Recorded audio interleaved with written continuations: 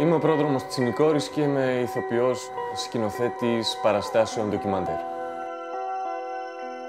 Παραστάσεις ντοκιμαντέρ είναι για μένα παραστάσεις στις οποίες δεν συμμετέχουν οι ηθοποιοί, αλλά κανονικοί άνθρωποι, όπως τους λέω εγώ, άνθρωποι που επί σκηνής διηγούνται τις πραγματικές, τις δικές τους ιστορίες.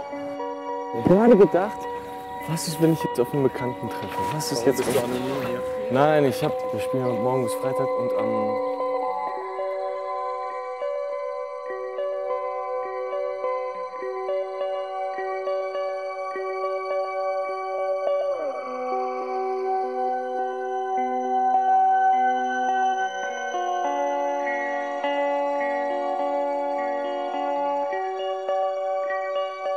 Εδώ συνήθως κάθομαι στο παράθυρο και σημειώνω πράγματα, γράφω. Είναι 45 λεπτά, ωραία. Γιατί έχει ησυχία.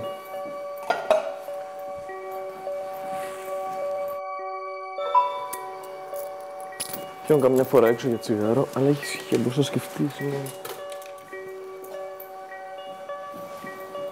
Η αλήθεια είναι πως θα ήθελα να είμαι στην Ελλάδα. Τώρα που ανοίγει ο καιρός, τώρα που ο κόσμος κυκλοφορεί έξω, τώρα που η πόλη μεταμορφώνεται την Άνοιξη, αν μπορούσα να βρω ίδιες συνθήκες εργασίας με το Βερολίνο και τον Μπάλχαους στην Ελλάδα, δεν το... Η σημερινή αξιοσημείωτη αμφιβάλλουν. Όταν κάτι σε τραβάει να γυρίσεις σε αυτό που σε ταλαιπωρεί, αναρωτιέσαι πού θα μείνεις, με ποιους θα πας και κυρίως πού θα αντέξεις. Ναι, αυτό που με εμποδίζει πιο πολύ στην Ελλάδα είναι ότι δεν μπορώ να κάνω τη δουλειά μου. Τη δουλειά μου έτσι όπως θα ήθελα να κάνω και το αντικείμενο με το οποίο θέλω να ασχοληθώ.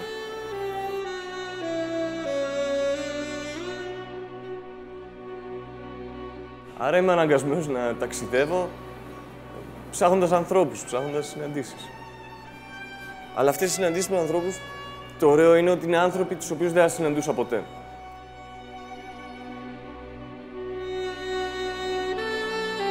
Είναι ένα θέατρο που στην Ελλάδα δεν έχει ιδιαίτερη παράδοση. Θα έλεγα ότι θέατρο ντοκουμέντου, όπως αποκαλείται στο εξωτερικό, κάνει αυτή τη στιγμή μόνο ο Ανέσης ο Αζάς και ο πρόδρομος ο Τσινικόρης.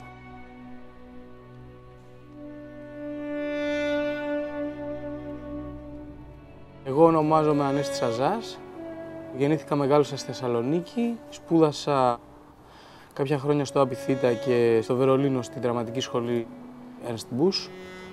Και μαζί με τον πρόδρομο της Νικόρη έχουμε κάνει αυτό το έργο που παίζεται τώρα εδώ στη Στέγη, το Τηλέμαχο Σούντα Θεό Σούντα Go. Ακόμα αναρωτιέσαι αν πρέπει να φύγεις ή αν πρέπει να μείνεις. Και ίσως ποτέ να μην βρεις ποιο από τα δύο πρέπει να κάνεις. Το μόνο που εύχεσαι είναι να ήταν η ζωή σου θέατρο και εσύ θεατής που την παρακολουθεί. Και ίσως τότε να τα δεις όλα πιο καθαρά.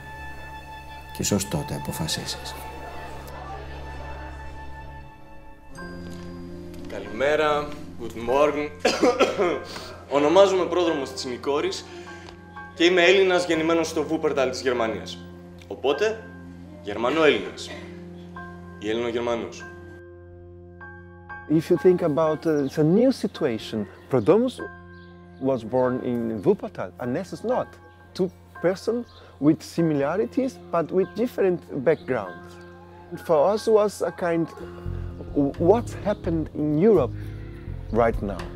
Πίσω μου βλέπετε αποσπάσματα από τα πρώτα μου γενέθλια στις 7 Αυγούστου του 1982. Εγώ φοράω τη φόρμα με τον μπλε γιακά, η δίδυμη αδερφή μου, αυτή που τριγυρνάει με ένα πακέτο τσιγάρα στα χέρια, φοράει τη φόρμα με τον κόκκινο γιακά.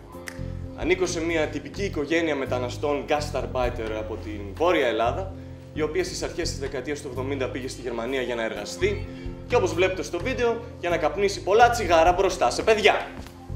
Η γυναίκα που με κρατάει στην αγκαλιά της είναι η γιαγιά μου η Αθηνά. Έζησε πάνω από 30 χρόνια στη Γερμανία, δεν τα κατάφερε όμως να επιστρέψει στην Ελλάδα. Και αυτός είναι ο παππούς μου ο Λαβρέντης. Το όνειρο της επιστροφής δεν πραγματοποιήθηκε ούτε γι' αυτό. Εδώ μαθαίνει στο μικρό πρόδρομο πώς να χειροκροτάει σωστά στο θέατρο.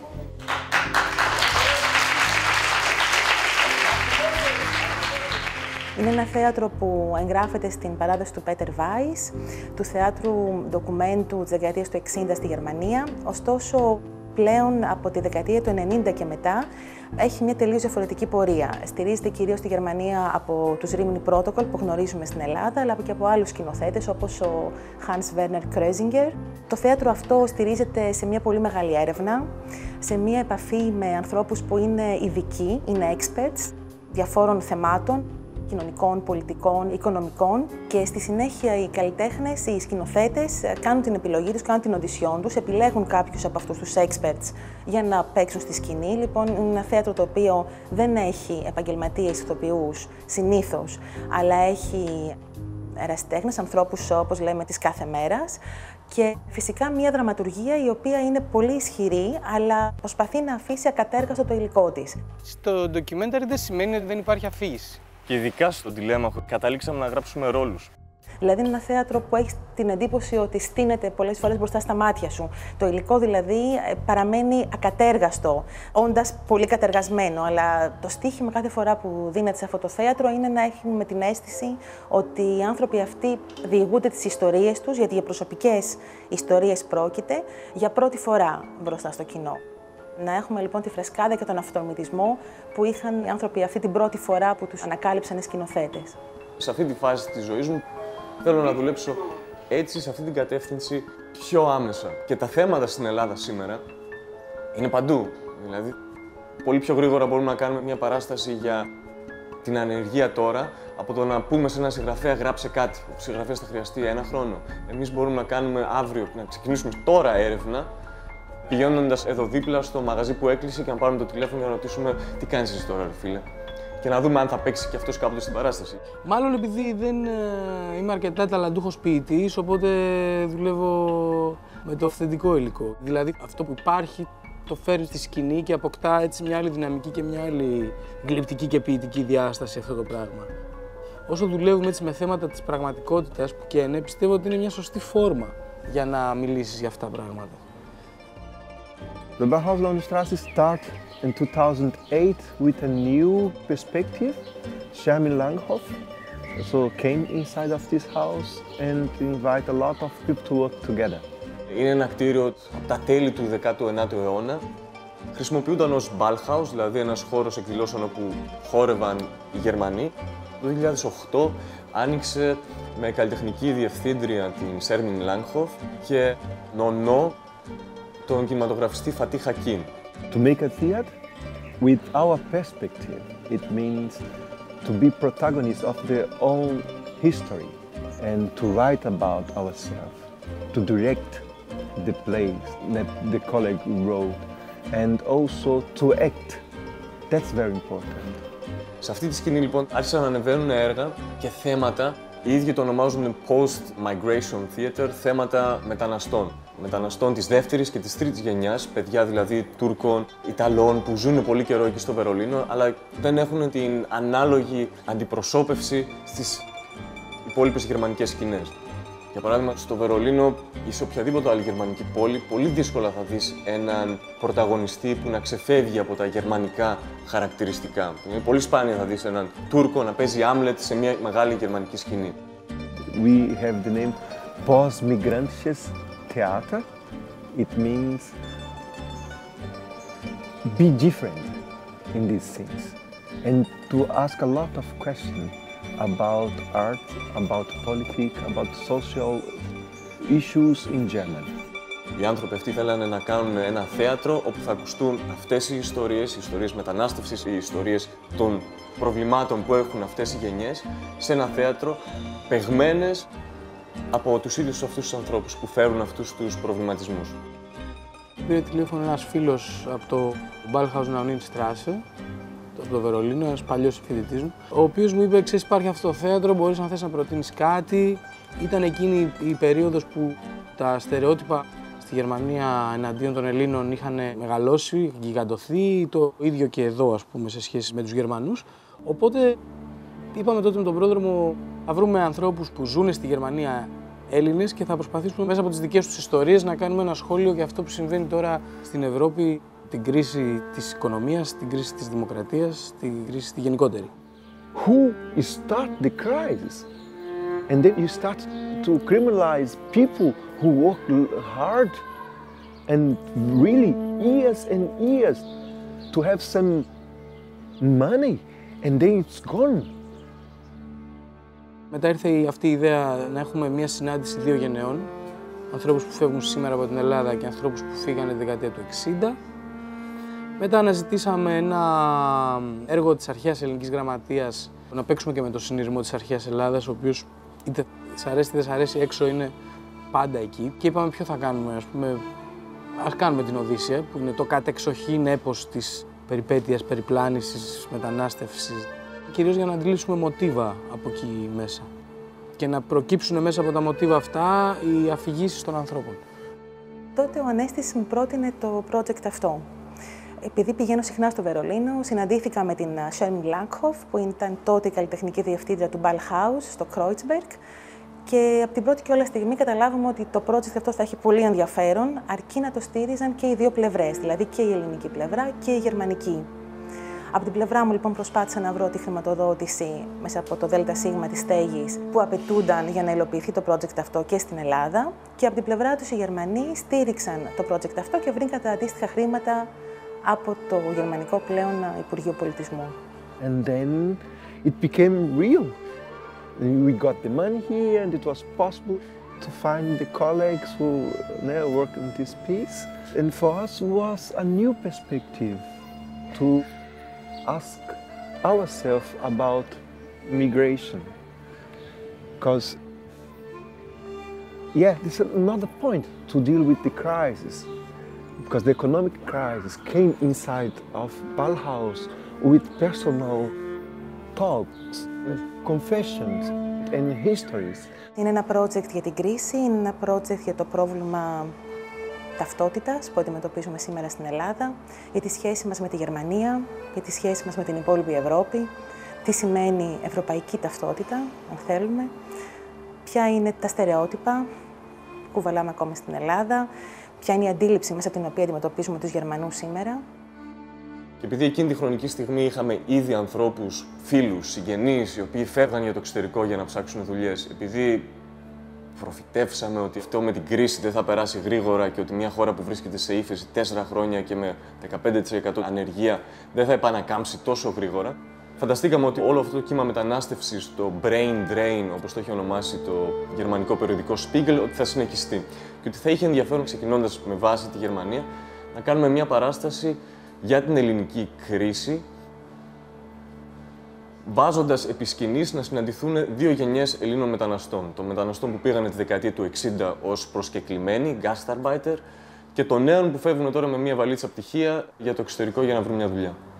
It's a new kind of, we said, Gastarbeiter. It's a history with a new perspective. Start again. It means one huge crisis, financial and personal also. Η συνάντηση στο Βερολίνο ήταν ανάμεσα σε ένα κοινό το οποίο ερχόταν με μια προκατηλημένη, θέση και με μια αφήγηση από τα μίντια περί του τι είναι η κρίση και του τι συμβαίνει στην Ελλάδα, και συναντάει μια άλλη αφήγηση της ελληνικής κρίσης από τα μάτια των ανθρώπων που μοιράζουν τη ζωή τους ανάμεσα στην Ελλάδα και τη Γερμανία, τους μετανάστες, τους ξένους της Γερμανίας. Αυτό είναι κάτι που μόνο το θέατρο μπορεί να το κάνει. Το 2011 ήμουν στην κοινότητα και καθόμουν με κάτι φιλαράκια και συζητούσαμε εκεί πέρα και έρχεται ο Ανέστης, ο σκηνοθέτης, μαζί με τον πρόδρομο. Δεν ξέρω τώρα πώς έγινε, καρφώνεται τα παιδιά, καρφώθηκαν στα μουστάκια μου. Αν συναντήσεις έναν άνθρωπο σαν τον Χρήστο Σαραφιανό και κάνεις αυτού του είδους του θεάτρου με αυτό το θέμα, είναι ο πρώτος που κλείνεις. Και μου είπατε ότι Χρήστο θα γίνει αυτό το πράγμα, θα το κάνουμε. Και από εκεί και πέρα έγινε όλο το συνεκέσιο. Ξανασυναντηθήκαμε. Δώσαμε χέρια και μου λες εσύ είσαι μέσα, και λέω είμαι μέσα. Και μετά συνέχισε η ωραία περίπτωση αυτό που ζω σήμερα. Έχω καλέσει ειδικούς, τους δικούς μου συντρόφους, που τους έχει απασχολήσει πολύ το ερώτημα μένω ή φεύγω.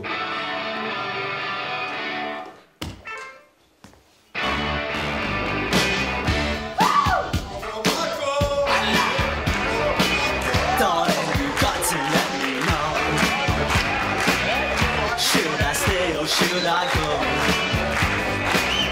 If you say that you are mine, I'll be here till the end of time. So Λοιπόν, και τώρα θα ήθελα να σας συστήσω τους συντρόφους μου. Καλημέρα σας, το όνομά μου είναι Χρήστος Σαραφιανός. Ζω στη Γερμανία από το 1962 για να διαπιστωθείτε να μην το πιο όμορφο παλικάρι έξω δεξιά. Δεν μοιάζει δηλαδή ο χαρακτηριστικός Έλληνας γκάσταρμπάιτερ που βλέπεις και τα χρόνια της φάμπρικας πάνω στο πρόσωπό του κτλ. Μοιάζει περισσότερο με Γερμανός, έχει και αυτό το υψενικό μουστάκι. Έρχεται πάντα στις πρόβες μία ώρα πιο νωρίς. Δεν παραπονέθηκε ποτέ ότι έχει πολλές πρόβες. Μας έλεγε ότι από τη στιγμή που δώσαμε χέρια και είπαμε ότι θα κάνουμε αυτή την παράσταση, θα κάνουμε αυτή την παράσταση και στις άλλες δουλειές που έχω, γιατί πηγαίνει κάποια βράδια και μαγειρεύει σε ελληνικά εστιατόριο, θα τις ακυρώσω. Και τις ακύρωνε. Και μία φορά έχασε και τη δουλειά του εξαιτίας μας, μετά πήγε σε ένα άλλο ελληνικό εστιατόριο. Και αυτό που κάνει τώρα εδώ στη Στέγη, να παίξει 15 συνεχόμενες φορές, είναι αρκετά κουραστικό και είναι ανηθοποιό. Πόσο μάλλον για έναν άνθρωπο 70 χρονών που δεν έχει καμία σχέση με το θέατρο. Στη ζωή μου έχω κάνει μόνο ένα επάγγελμα. Έχω 3 πτυχία μαγειρικής. Γαλλική, γερμανική και ελληνική κουζίνα. Την τελευταία φορά έγινα και ηθοποιός. Αλλά μόλις επιστρέψω στο Βερολίνο, πάλι πάω στο επάγγελμά μου. Θα πάω να σας κάνω μια σούπα να φάτε τώρα. Ωραία, ευχαριστούμε. Έχω κάνει πολλά στη ζωή μου. Τα πίνω, τα καπνίζω, πολλές φιλενάδες, πολλές γιαγιές. Πάω και στο καζίνο, τα παίζω. Δόξα τω Θεώ, περνάω πολύ καλά.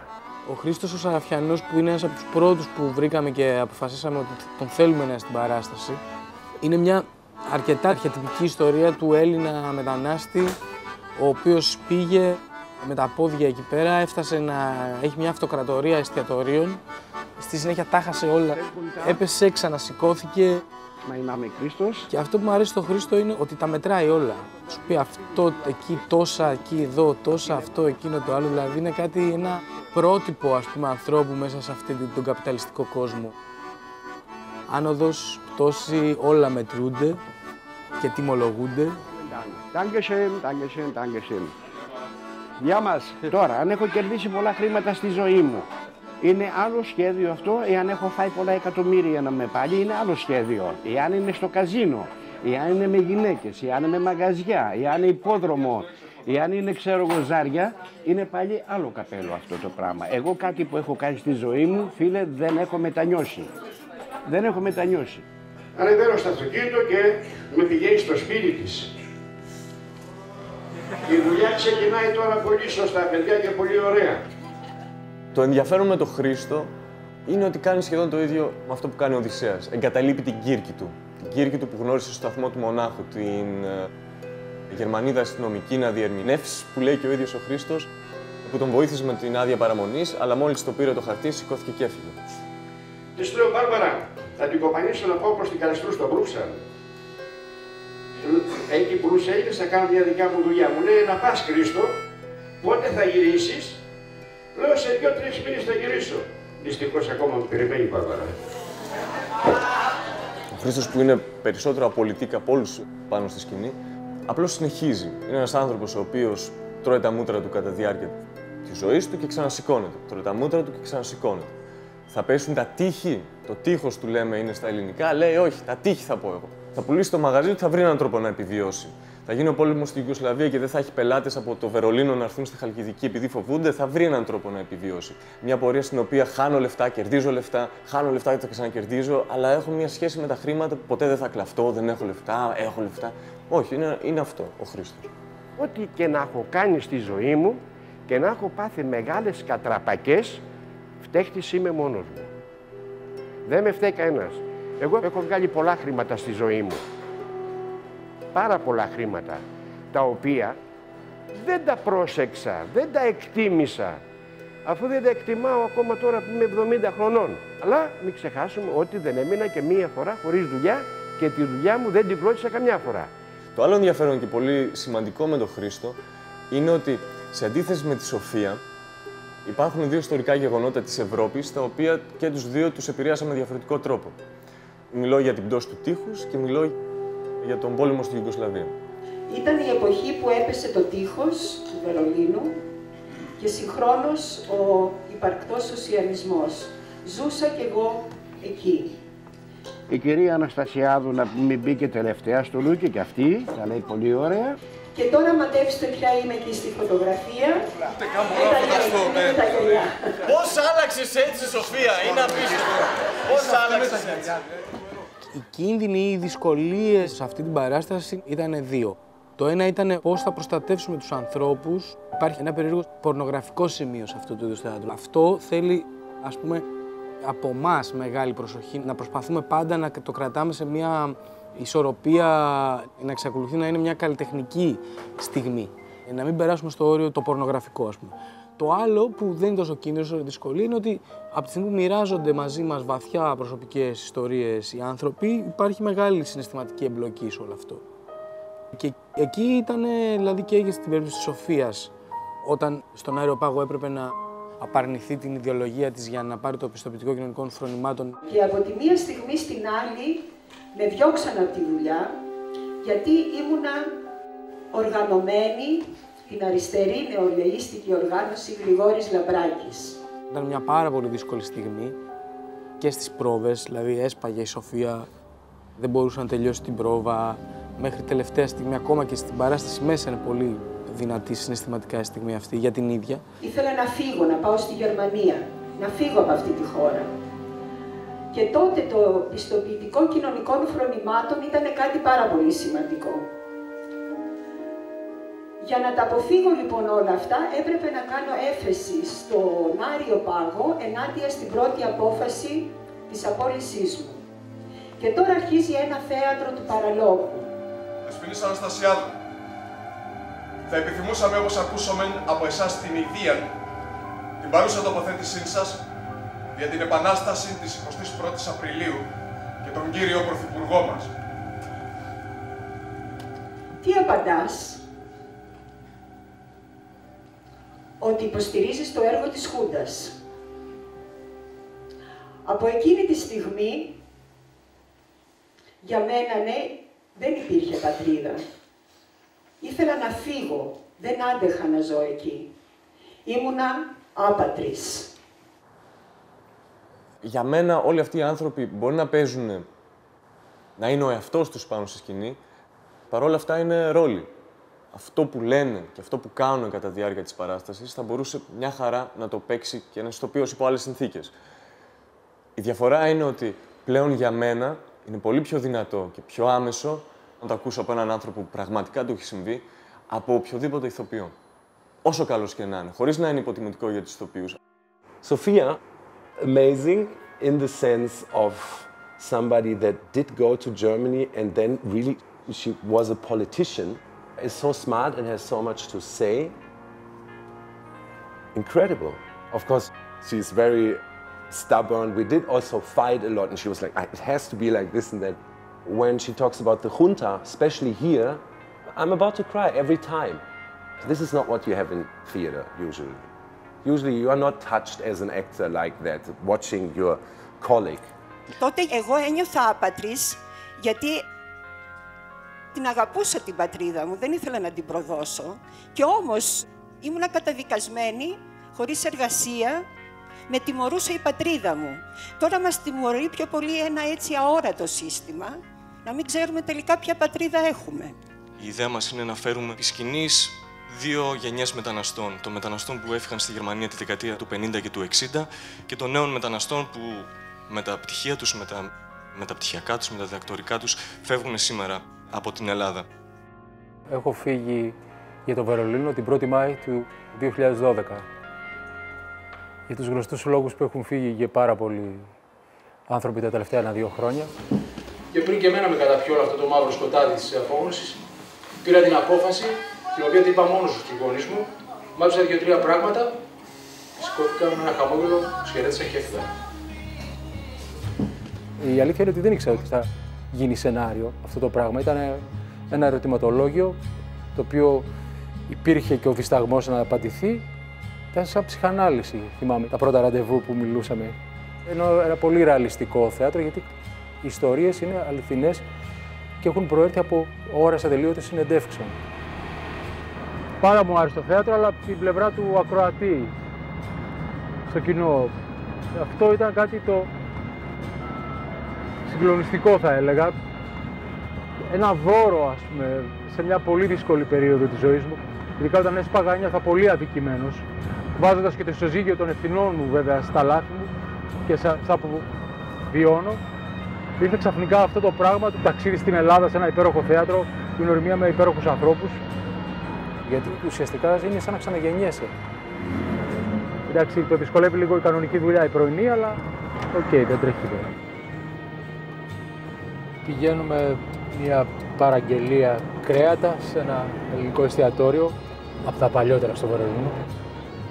Οι άνθρωποι που δεν είναι επαγγελματίες του θεάτρου, μπαίνοντας στο χώρο αυτό, αρχίζουν και σταδιακά, ο καθένας βέβαια ανάλογα με το χαρακτήρα του, αποκτούν λίγο μια ψώρα για αυτό το πράγμα. Ο Γιάννης ο Τσουκαλάς, για παράδειγμα, ο DJ επσκηνής, τελικά άφησε την άλλη του δουλειά στο Βερολίνο για να μπορεί να παίξει τις παραστάσεις τις δικές μας. Είχα δώσει το λόγο μου στο σκηνοθέτη, καθότι τότε, όταν φτάσαμε στο τελικό στάδιο με τις οντισιόν και να κάνω και τη μουσική και να έχω και το ρόλο, ότι όταν θα έρθει η στιγμή της Αθήνας, δεν θα τον πουλήσω. Βέβαια, αυτό είχε το αντίτιμό του. Τη δουλειά που μάτωσα να τη βρω στη Γερμανία, να τη χάσω. He is working very hard and he is working a lot. And he has a lot of anger. He feels that he is treated unjust. And I think he is right about it.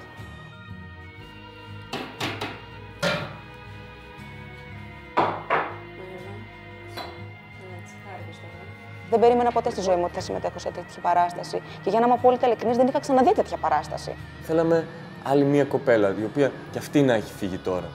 Να είναι πρόσφατη στο Βερολίνο, ίσως να μην μιλάει και τόσο καλά γερμανικά. Είχα γενικότερα μια τάση φυγής από πριν. Εδώ και 5 χρόνια κάτι δεν μου άρεσε. Δεν μου αρέσει η καθημερινότητα. Αισθανόμουν ότι μου έχουν κλέψει το όνειρο. Αισθανόμουν ότι στην πιο παραγωγική φάση της ζωής μου δεν μπορώ να κάνω τίποτα. Από εκεί πέρα ξεκίνησε. Οπότε ήθελα να φύγω. Σίγουρα δεν είχα σκεφτεί ποτέ στη ζωή μου να πάω Γερμανία. Δηλαδή, το να μάθω γερμανικά, ούτε είχε περάσει από το μυαλό μου. Είμαι τώρα μπροστά στην τηλεόραση και βλέπω το δεύτερο μνημόνιο ότι πάει να ψηφιστεί. Πέφτω για ύπνο το βράδυ και κατά τις 3 η ώρα σηκώνομαι, μπαίνω στο ίντερνετ, βάζω ταμπελάκια με τιμές στα έπιπλα, τα κολλάω πάνω στα έπιπλά μου, την επόμενη μέρα κάνω ένα πάρτι, έρχονται φίλοι, αγοράζουν τα έπιπλα, αγοράζω τα εισιτήρια με τα λεφτά που έβγαλα από τα έπιπλα και μέσα σε μια εβδομάδα είχα φύγει. Γεια, εγώ είμαι η Δέσποινα Σαγιβίκα και μένω στο Βερολίνο τους τελευταίους 10 μήνες. Και στη φωτογραφία είμαστε με τη φίλη μου την Νατάσα μετά από ένα πολύ ωραίο πάρτι στο Berghain. Ήρθα εδώ πέρα. Πήγα σε πάρα πολλά μπαράκια και αυτά για να βρω δουλίτσα. Θέλανε γερμανικά μωρέ και δεν γινότανε. Οπότε κάποια στιγμή κοιτούσα εκεί πέρα στο Greek Berlin στο site. Είναι ένα πράγμα που έχουμε κάνει οι Έλληνες του Βερολίνου. Καφεδάκι. Και ζητούμε για το γραφείο μας μια καθαρίστρια, έγραφε εκεί πέρα. Γεια μας, παιδιά. Στη Θεσσαλονίκη σπούδασα ψυχολογία στο Αριστοτέλειο και αργότερα θέατρο στην Αθήνα, εδώ πέρα. Αλλά εδώ δεν πληρωνόμουν. Οπότε κάποια στιγμή είπα, δεν πας για Γερμανία? Και πήγα. Καθαρίζω για να βγάζω ένα χαρτζηλίκι το μήνα. Βγάζω γύρω στα 200 με 300 ευρώ άμα έχω πολλά σπίτια. Και στη Γερμανία, στο Βερολίνο που ζω, εργάζομαι ως καθαρίστρια τους τελευταίους 10 μήνες. Γιατί λόγω γλώσσας δεν μπορούσα να βρω κάτι καλύτερο και όταν μιλάω τα γερμανικά τα μιλάω κάπως έτσι. Και ο Γερμανός δεν έχει πολύ υπομονή μαζί μου. Οπότε. Άστα να πάνε. Τέλος πάντων, καθαρίστρια. Putzfrau. Μπίγκελε. Όταν ήμουν στην Ελλάδα και έμενα στην Ελλάδα, θεωρούσα αυτή τη δουλειά υποτιμητικά. Θεωρούσα ότι είναι μια δουλειά που δεν θα μπορούσα με τίποτα να την κάνω. Όταν πήγα στη Γερμανία, μέσα στην ανωνυμία και μέσα στην ανάγκη, το θεωρώ τιμή μου. Αισθάνομαι ότι αυτή η δουλειά με έχει κάνει να μάθω πάρα πολλά και μου αρέσει γιατί δεν έχεις κανένα πάνω από το κεφάλι σου, είσαι μόνος σου, προσπαθείς να το κάνεις σωστά αυτό που κάνεις και με έκανε να συνειδητοποιήσω πάρα πολλά πράγματα. Και εκεί που σιδερώνω, κάποια στιγμή, στα καλά καθούμενα, με πιάνουν τα κλάματα και σκέφτομαι. Τώρα, ας πούμε, τι κάνω εδώ. Καθαρίζω. Ξέρω εγώ, δηλαδή, σαν παιδί είχαμε εμείς μια καθαρίστρια. Η οικογένειά μου δηλαδή. Ήταν η κυρία Ελένη από τη Ρουμανία. Μιλούσε 4 γλώσσες. Έπαιζε πιάνο και βιολί. Και ήταν δικηγόρος στο επάγγελμα στη χώρα της. Και ο μπαμπάκας μου ήταν επίσης δικηγόρος και μεγάλωσα με πιάνο, γαλλικά και μπαλέτο. Και μιλάω και 4 γλώσσες και έχω και 2 πτυχία. Ψυχολογίας και θεάτρου. 10 χρόνια σπούδαζα δηλαδή, ρε φίλε. 10 χρόνια, ας πούμε. Και τι κάνω εκεί πέρα, καθαρίζω. Η ιστορία της Δέσποινας μας φάνηκε ταιριαστή για την παράσταση και ηρωνική ταυτόχρονα. Δηλαδή, μια τραγωδία που επαναλαμβάνεται ως φάρσα αυτή τη φορά. Δέσποινα, du bist nicht die Erste und auch nicht die Letzte. Na komm, setz dich. Ich erzähle dir meine Geschichte in Deutschland. Ich habe angefangen als Putzfrau, auch mit einem Diplom. Despina, well, she wakes up at 6 o'clock in the morning and she goes and she is a cleaning woman. She does that for a couple of hours to earn her living and then she comes and then she works with us and then she works. Λοιπόν, σελίδα στο Facebook. Ζητείτε Ελληνίδα μεταξύ 25 και 35 ετών με επίπεδο γερμανικών Β1. Δηλαδή ζητείτε Ελληνίδα 25 με 35 με χάλια γερμανικά. Το βλέπω εγώ, λέω, όπα, εδώ είμαστε.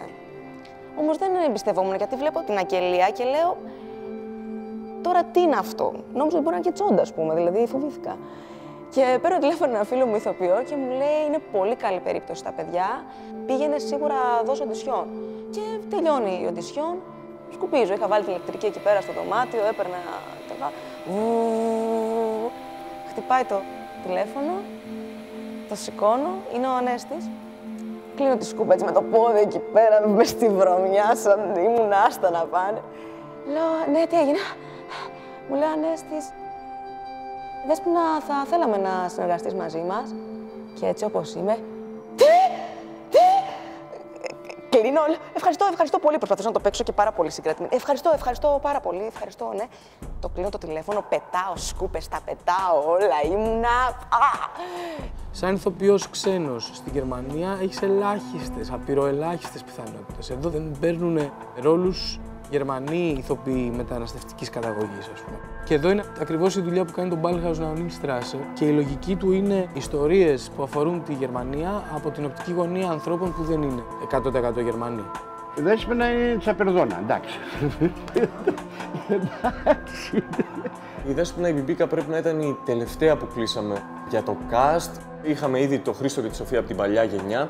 Είχαμε εμένα που λειτουργώ συνδετικός κρίκος ανάμεσα σε αυτές τις δύο γενιές, γιατί γεννήθηκα το 81 στο Βούπερταλ. Και μετά είχαμε τον Γιάννη και τον Κωστή, οι οποίοι πήγανε τώρα στη Γερμανία.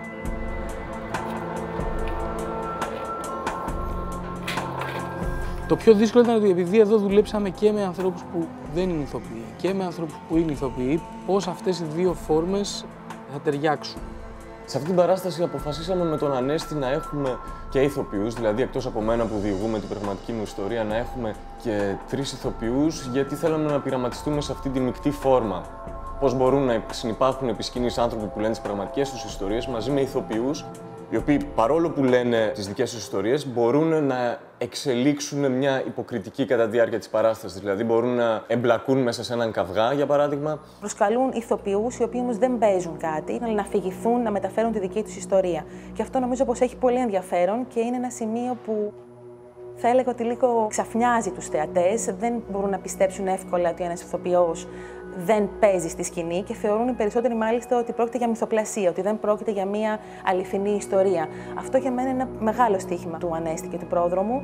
Επίσης, το γεγονός ότι πρέπει αυτοί οι άνθρωποι, οι ηθοποιοί, να μην παίξουν την ιστορία τους, αλλά απλώς να την αφηγηθούν και να την παραδώσουν στο κοινό. Ένα από τα όπλα που επιλέγουμε είναι και το θέατρο.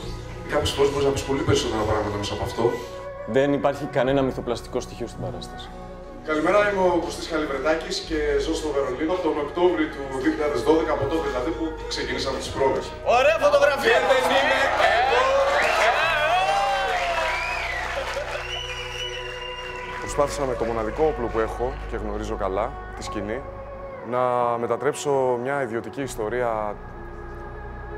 η οποία με βάραινε και με βαραίνει όλα αυτά τα χρόνια, να την ανοίξω και να αφορά ξαφνικά περισσότερους. Στο Βερολίνο κατάφερα να μιλήσω για μια ιστορία για την οποία στην Ελλάδα δεν μπόρεσα, δυστυχώς, και ούτε θα μπορούσα να βρω λόγια για να τη διηγηθώ. Εγώ είχα ένα τεράστιο φόβο για το αν θα πρέπει να αφηγηθώ αυτή την ιστορία στην Αθήνα. Ήδη έχω ζητήσει από κάποιους ανθρώπους να μην έρθουν και δεν ήρθαν. Το φθινόπωρο του 2004 habe ich den ersten Anruf von meinem Vater bekommen. Er hat mich gebeten, ihm zu helfen. Ich sollte einen kleinen Kredit für ihn aufnehmen. Kein Problem, ich hatte keinen Verdacht. Ich habe auch mit meinem Bruder gesprochen und er hat mir nur gesagt, pass auf, und das war alles.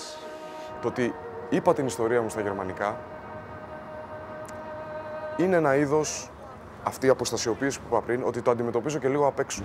Δεν έπεσα σε παγίδες και έφτασα στο σημείο να συμβούνε πράγματα την ώρα που αφηγούμε την ιστορία που στα ελληνικά δεν θα τα είχα. Εδώ κάτι συνέβη πιο ψυχρό. In den nächsten Jahren habe ich entdeckt, dass er sich nicht nur bei einer Bank Geld geliehen hatte, sondern bei noch einer Bank und noch einer Bank und noch einer Bank und bei einem Freund und noch einem Freund und bei einem Verwandten und bei dem Besitzer einer Taxifirma, den wir gar nicht kannten, und noch dazu hat er 25 Kreditkarten. Bis heute haben mein Bruder und ich ungefähr 1,5 Million Euro bezahlt. Είμαι ο Κωστής που αποκαλύπτει μια προσωπική ιστορία από την οικογένειά του. Ήταν δυσκολία, μεγάλη δυσκολία αυτή για τους performer, ας πούμε, να κάνουν αυτό το βήμα. Και εκεί πέρα έγινε μεγάλη διαπραγμάτευση φυσικά για το ακριβές κείμενο. Δηλαδή αυτό δεν το λέω έτσι, θέλω να το πω κάπως αλλιώς. Άμα το πούμε έτσι είναι σαν να μην το λέμε καθόλου. Ναι, αλλά δεν μπορούμε να το πούμε έτσι, πρέπει να το πούμε κάπως αλλιώς. Με τον πατέρα μου, Χρήστο, τα ξαναβρήκαμε στο νοσοκομείο όταν αρρώστησε βαριά. Θα ήθελα να ζει ακόμα. Νομίζω το πιο δύσκολο πράγμα για έναν ηθοποιό είναι επί σκηνής να παίξει τον εαυτό του. Γι' αυτό προσέχαμε πάρα πολύ και με τον Κωστή και με τη Δέσποινα. Είχαν δει παραστάσεις ντοκιμαντέρ, τους είχαμε δείξει πώς δουλεύουμε και ήξεραν πάνω κάτω ποιο είναι το ζητούμενο. Οπότε κάθε φορά που βλέπαμε ότι πάει να παίξει κάτι, τους λέγαμε δεν χρειάζεται. Θα ήθελα να ζει, να τον πάρω μια αγκαλιά και να του πω ότι δεν έφταιγε αυτός για ό,τι έγινε. Μια ολόκληρη χώρα πήγε κατά διαόλου και ότι αυτός απλά ήταν ένα από τα πρώτα θύματα. Αλλά θα ήθελα να ζει τώρα, γιατί τώρα δεν θα τον δείχναμε το δάχτυλο ότι είναι ο ένας, ο χαζός, ο βλάκας, και θα έφυγε με πολύ λιγότερο πόνο μέσα του. Αλλά αφού δεν είναι εδώ να τον αγκαλιάσω, αγκαλιάσω ένα ρεφά.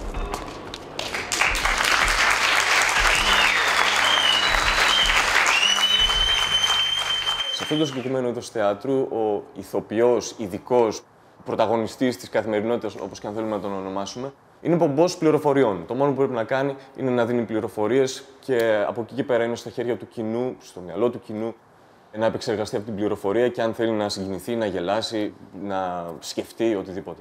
Το κέρδος για μένα, καταρχήν, από την παράσταση, είναι ότι ναι, τώρα επιτέλους μπορούμε να πούμε κάποια πράγματα με το όνομά τους, γιατί είναι σαν ένα βάρος πια να έχει φύγει, όχι τελείως βέβαια, γιατί η δική μου ιστορία σε σχέση με τον υπολείπων τρέχει ακόμα, αλλά τουλάχιστον να μπορώ να τη χειριστώ με καλύτερους όρους. Η δυνατότητα να μοιραστούμε μια κοινή ενοχή, αλλά να την πούμε πια με τέτοιο τρόπο που να της δώσουμε την πραγματική της διάσταση. Αν με ρωτούσατε αν θα το ξανά έκανα όλο αυτό, όχι. Δεν θα το ξανά έκανα και για κανένα. A lot of the political stuff I say in the play is something that is definitely triggered by him. Because of him constantly questioning capitalism, constantly questioning, for example, what's happening here in Greece with the police. I started to research and I started to learn. And yeah, I'm very grateful about that. Ξέραμε ότι θα έχουμε αποκλειστικά Έλληνες στο cast, αλλά θέλαμε οπωσδήποτε έναν Γερμανό. It was like 3 weeks or something of just talking. For me, basically listening, because like I also talk about it in the play, what did I have to say? In the sense of when they all told me their stories of how they lost their jobs, how they lost their money, how the situation is like it is in Greece. My name is Knut Berger, and I am the German. Yes. That's what... I'm the stupid German in that production, and I was the stupid German already quite often in my life. It really sank into the whole society in Germany that the Greek people are lazy and corrupt, and that our tax money, that we have to like give them money as presents. Το ενδιαφέρον ήταν ότι ο Κνούτ, ο οποίος δεν ήξερε πολλά για την ελληνική κρίση, όσα επιφανειακά θα μπορούσε να είχε μάθει από μια διαστρεβλωμένη, ίσως και όχι, άποψη της Bild, του Spiegel, του Focus, το πήρε πάρα πολύ προσωπικά. Επαγγελματικά προσωπικά άρχισε να διαβάζει για την κρίση, να μαθαίνει για την κρίση, να λέει ότι αυτά τα πράγματα που συμβαίνουν σε εσάς είναι απαράδεκτα και να γίνεται περισσότερο Έλληνας από εμάς. It was very interesting in my research that I figured out numbers of like, it is not even wrong, it is the opposite. That the hours that a Greek worker works by statistics is definitely more than what a German worker works. And if you would go around now and ask the people on the streets, they would not expect that. We sacrifice you Greeks. We really do. We sacrifice you Greeks. We sacrifice the Spanish, the poor. What can you do? There's nothing you can do. It's just destiny.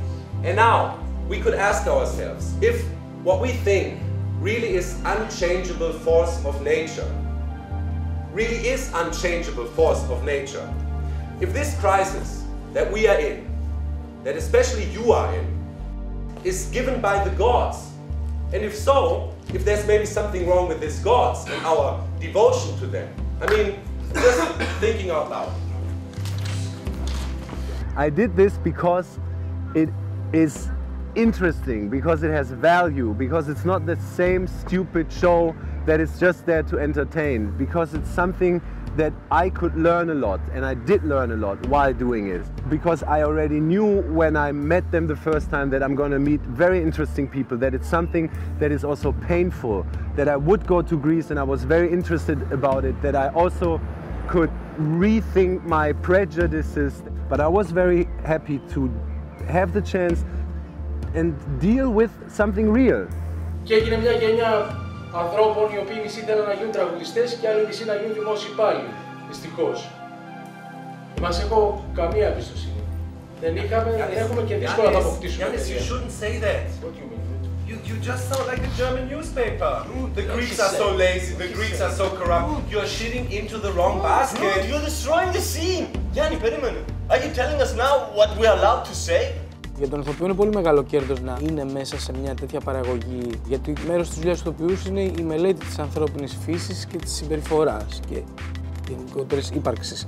Άρα το να είσαι 3 μήνες πάνω στη σκηνή με έναν άνθρωπο που δεν είναι ηθοποιός και λίγο τον βοηθάς και λίγο μαθαίνεις από αυτόν, από τον τρόπο του. I'm an actor. I'm very happy to be surrounded by at least a few non-actors in this play, because this is always the best thing for me. Because it was amazing in that sense that it's real people telling their real stories. It was very sad also. It was very funny also. Greece is silent, the German is speaking! Roman, I just want to say... No, I'm not listening to you! Roman, listen! I just want to say that the neoliberal troika got you by the balls and will never let you go. After World War II, Germany said, sorry, we don't have any money, we can't pay the reparations, we first need to recover. Then Germany did recover big time, then the reunification happened, and then Germany said, sorry, we still can't pay our debts because the reunification is too expensive. I just want to say, Kalispera Angela Merkel, but don't take the money from the people, take it from the banks. That's it, Schuldenschnitt, haircut.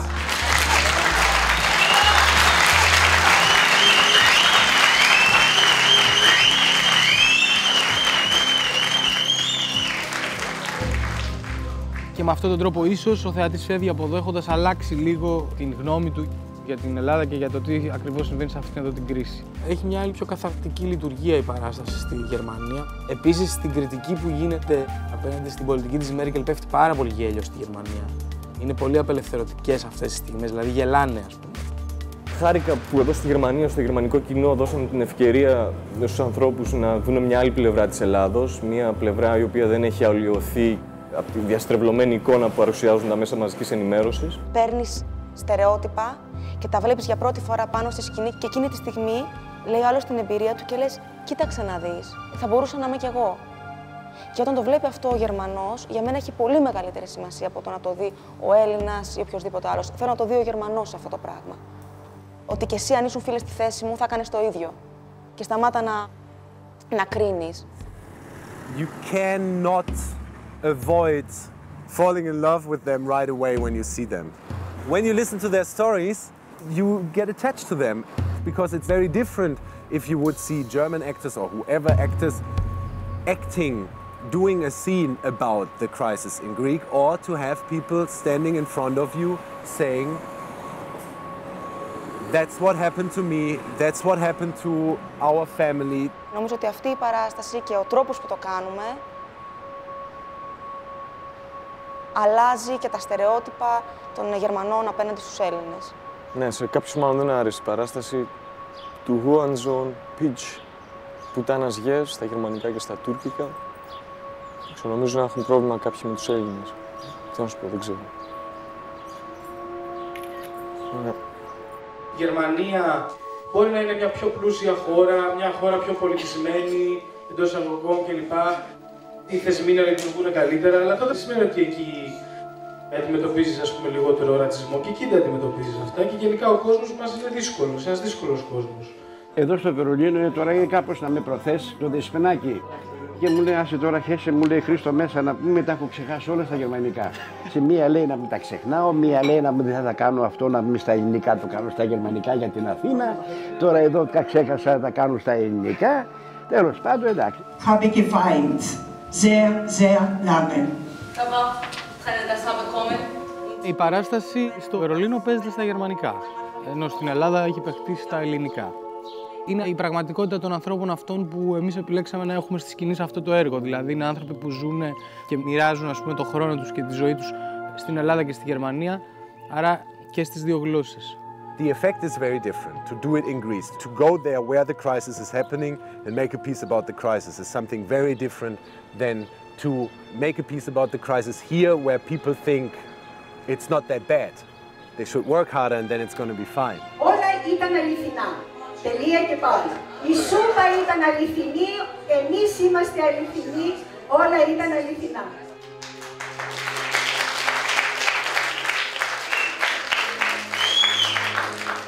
Μ' άρεσε πώς το έπαιξαν και μ' άρεσε που είπαν ότι η δική τους ιστορία δεν είναι ψέμα, είναι το δικό τους.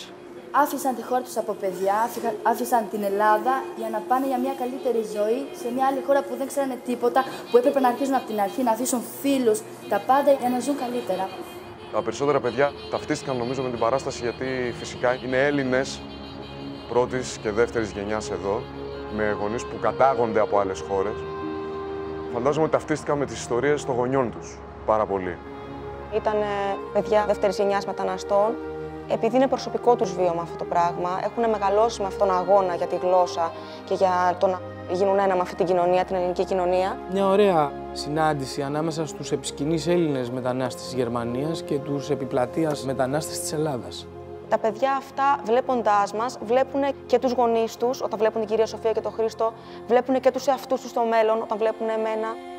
Βλέπουν τη ζωή τους, νομίζω. Εδώ γεννήθηκα στην Ελλάδα βασικά. Είμαι από την Γκάνα.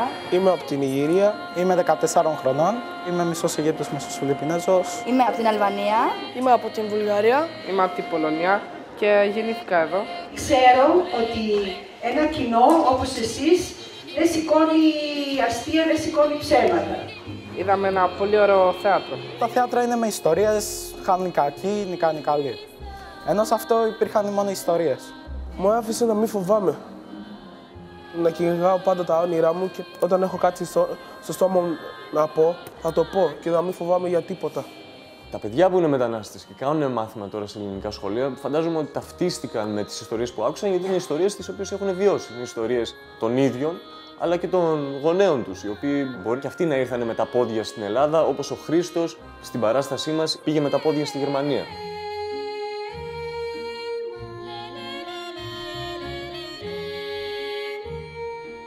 Οι περισσότεροι σκέφτονται για το μέλλον, τι θα ήταν καλό ή να μείνουν εδώ πέρα στην Ελλάδα ή να πάνε πίσω στη Γερμανία και να είναι πιο καλύτερα και να βρουν δουλειά.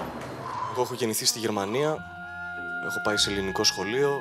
Ήταν το όνειρο των γονέων μου να επιστρέψει το παιδί στην Ελλάδα, να μην μείνει το παιδί των μεταναστών. Γιατί οι γονείς του δεν θέλανε να παραμείνει το παιδί των γκάσταρμπάιτερ, ο οποίος τώρα αναρωτιέται αν πρέπει να μείνει στην Ελλάδα ή αν πρέπει να φύγει. Οι γονείς μου έχουν εστιατόριο, δεν μ' άφησαν ποτέ να δουλέψω στο εστιατόριο. Μου λένε θα κάτσεις εσύ σπίτι, θα διαβάζεις τα μαθήματά σου. Εγώ έβλεπα τηλεόραση, έβλεπα ταινίες και θα φύγεις. Δηλαδή αυτό, να φύγει το παιδί από εδώ πέρα.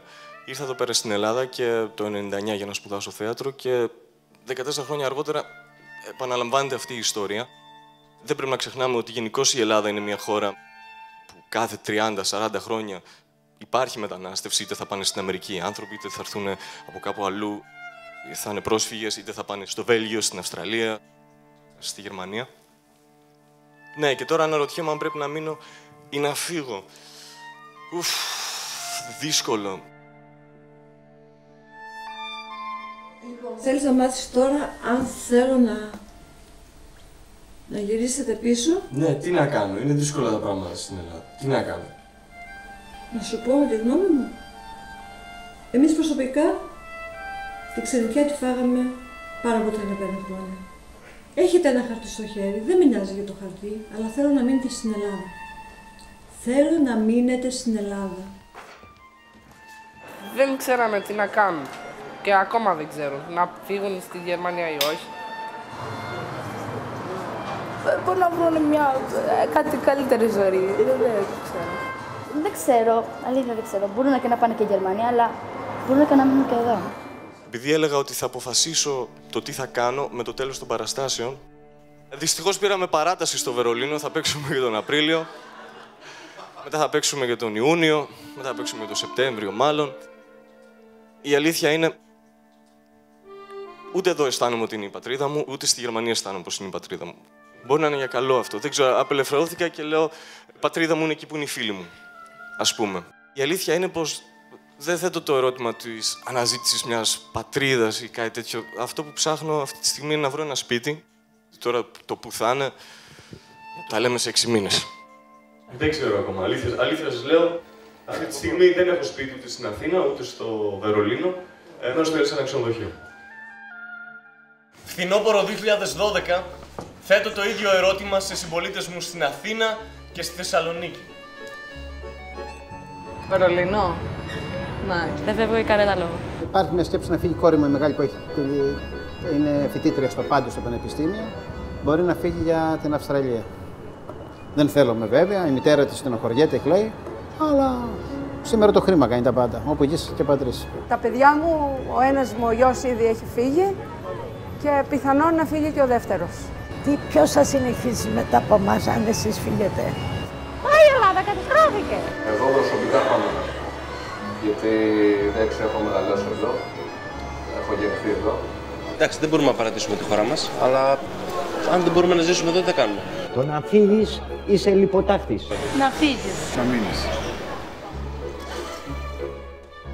You have to invest a lot and you also leave a lot behind. So the question is it worth it? Δεν θα κυνηγάω τα σύνορα, θα κυνηγάω το σεβασμό και την αξιοπρέπεια.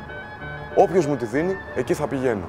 I think it is impossible to stop people from going away from places where they feel like they cannot grow. Who can blame them? And I just say, go for it. Έχει περάσει από το μυαλό μου να γυρίσω στην Ελλάδα 2-3 φορές, ειδικά έτσι στην αρχή πριν βρω τη δουλειά, αλλά δεν το έκανα. Εδώ πέρα έχω δουλειά, έχω το αγόρι μου, έχω φίλους. Έχω μια πολιτεία που αν μη τι άλλο βρίσκει στο δίκαιο άμα συμβεί κάτι και νομικά άμα το πάρεις. Βοηθάει τους νέους καλλιτέχνες. Έχεις δυσκολίες, δεν το συζητάω. Δεν πάβεις να είσαι ξένος. Should I stay or should I go? In 10 years I can answer your question. Θα φύγω. Έχει χτυπήσει όλους η κρίση. Και εμένα δηλαδή. Σκέφτομαι και εγώ να φύγω στη χώρα μου ή όχι. Γιατί εδώ πέρα δεν έχει τίποτα, δυσκολευόμαστε, δεν έχουμε χρήματα. Εγώ όταν φύγω θα προσπαθήσω δηλαδή, όταν τελειώσω το σχολείο μου, να βρω κάτι καλή δουλειά και να προσέλθω στην οικογένειά μου. Εγώ, Ελλάδα, stay here. Εγώ μπορεί να πάω στην Ιγυρία ή στην Αμερική. Ο στόχος μου είναι να μείνω εδώ. Δηλαδή να συνεχίσω τις σπουδές μου. Ρώτα με εμένα. Εσύ? Εγώ δεν θα φύγω. Κοίταξε, τώρα άμα θες να πεθάνεις κάτω από τον όμορφο ήλιο, ναι, μένεις στην Ελλάδα. Ή γενικώς ένα φυτό ζωής. Το συνταστέο συνταϊκό δεν απαντιέται. Απασχολεί όλες τις γενιές και όλους τους μετανάστες. Τι απάντηση να δώσεις, ποιοι είμαστε εμείς να δώσουμε απάντηση. Και πάρω εγώ το βάρος της ευθύνης, θα πω σηκωθείτε και φύγετε ή μείνετε εδώ πέρα και παλέψτε. Να μείνω στην Ελλάδα ή να φύγω, εσύ τι μου προτείνεις? Όπως βολεύεσαι, παιδί μου. Δεν είναι καλό, δεν είναι όχι. Τα λεφτά δεν φέρνουν ευτυχία, πουλάκι μου. Να μείνεις εκεί που είσαι, όπως αισθάνεσαι εσύ καλά και νομίζεις ότι κάτι μπορείς να αλλάξεις σε εκείνον τον τόπο. Εσύ τι θα ήθελες? Μην κοιτάς τη μάμα. Εγώ τι θα ήθελα? Να έρθεις κοντά μας. Σ' αποθυμίσα. Τι να πάω να κάνω εγώ στην Ελλάδα? Αυτά τα λεφτά που παίρνω στη σύνταξη, τα 800 ευρώ, ούτε για κολόνιες δεν μου φτάνουν τα 800 ευρώ. Τι να πάω να κάνω, να πάρω φάρμακα, να πάρω τσιγάρα, να ζήσω ή να βλέπω κάθε μέρα τα παιδιά μου, δώσ' μου 50, δώσ' μου 10, δώσ' μου 5 να πάρω τσιγάρα. Δεν το γουστάρω εγώ αυτό το πράγμα και το κάνω. Εγώ δεν περνάω άσχημα στο Βερολίνο. Λοιπόν, θέατρο θα παίξω τώρα. Προχθές έπαιξα στο καζίνο. Στις φιλενάδες μου τις έχω. Στην κοινότητα πάω. Και μόλις... στο καζίνο. Έχασα πάλι. Εγώ πιστεύω ένας από αυτούς θα πάει πίσω στην Γερμανία, ο άλλος πάει πίσω στο Βερολίνο και ο άλλος θα κάτσει εδώ, στη χώρα του. Και μου άρεσε αυτός με τα μουστάκια που είπε ότι χέστηκε που τα πεθάνει, που θα το θάψουν. Προχωρούμε. Έλα να χάσει λίγο να ρεμίσεις.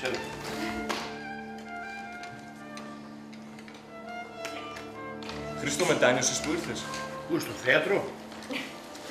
Στη Γερμανία, στην Ελλάδα, πού? Πουθενά δεν μετάνιωσα. Δεν αισθάνεσαι ξένος στη Γερμανία? Γιατί εδώ αισθάνομαι ντόπιος. Και εδώ ξένος αισθάνομαι και εκεί ξένος. Παντού είμαι ξένος. Ξέρω εγώ, δεν σε νοιάζει που θα σε θάψουνε? Χέστηκα εγώ. Είμαι πεθαμένος. Ένας φίλος μου λέει, Μουστάκια, μην το στεναχωριέσαι καθόλου. Τώρα τελευταία βγήκε μία καινούργια μέθοδο. Τι του λέω, ρε Παναγιώτη? Μου λέει, άμα πεθάνεις, θα φωνάξω ένα κτηνίατρο, θα σε κόψει στα 3, θα σε βάλω σε ένα χαρτόνι μέσα και θα σε θάψω για σκυλίτο, το οποίο κοστίζει 160 ευρώ και καθάρισες. Να ακούτε. Να ακούτε εκεί.